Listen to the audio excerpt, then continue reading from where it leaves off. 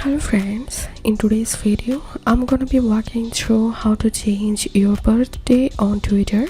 But before getting started this video, make sure to subscribe. How to do it: so open a browser and type twitter.com.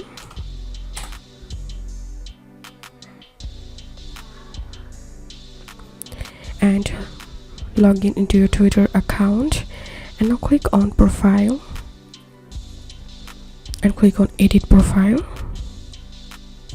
Scroll down and here you'll find your birth date, so click on edit, and now you will be able to change your birth year, birth date and birth month. And after selecting your new date, click on save. So that's how you can change or update birthday on Twitter.